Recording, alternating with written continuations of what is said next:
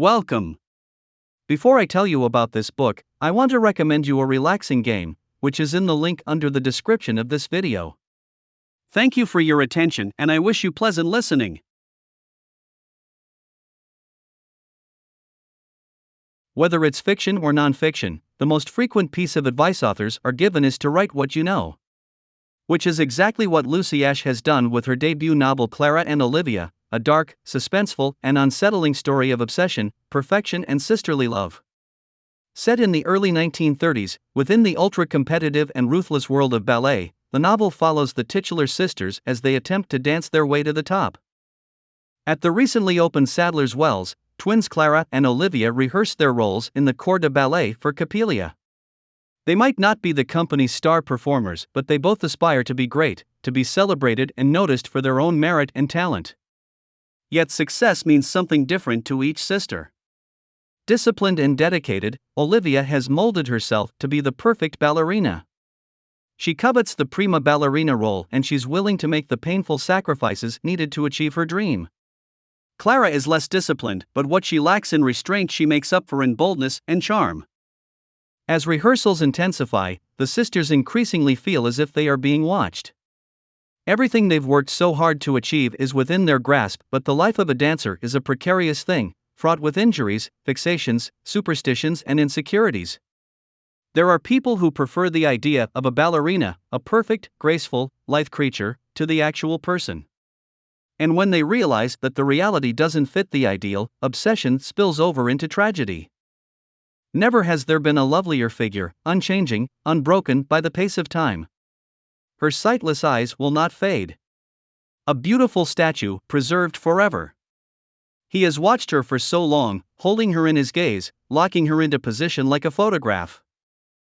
Clara and Olivia is billed as Black Swan meets the Red Shoes, and it certainly has the tense, dark, and feverish vibe of those ballet-themed films. The perspective is split between Olivia, who feels as if she exists in her sister's shadow and doesn't know if she's good enough on her own, and Clara, whose restless, impetuous personality doesn't suit the regimented world of professional ballet. Then there are two more perspectives: Samuel, a young and shy dance shoemaker at the renowned Rede, who's admired and loved Olivia from afar but can't muster the courage to talk to her, and Nathan, Clara's discontented boyfriend, a struggling pianist who mourns the loss of his luminary child prodigy status. The story revolves almost entirely around Clara and Olivia, something that's further reinforced by the chapters told from Samuel and Nathan's perspectives. Just as the sisters are obsessed with dance, Samuel and Nathan have their own fixations, which range from harmless infatuations to more destructive fascinations. As these obsessions intensify, there's a real feeling of the tension escalating and the characters tumbling towards a single moment that will bond them forever. Ashe's own experience as a young ballet dancer elevates the story above those written by authors who have to rely solely on research. There's a palpable, lived-in feel to the novel that could only come from a writer who's experienced the simultaneous joy, adulation, and pain of ballet training.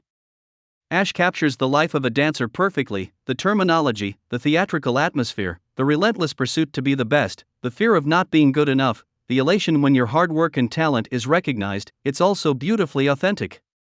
The historical backdrop is also incredibly evocative, weaving in real-life figures of the ballet world: Ninette de Valois, Constant Lambert, Frederick and Dora Fried to name a few, to give extra credibility to the story.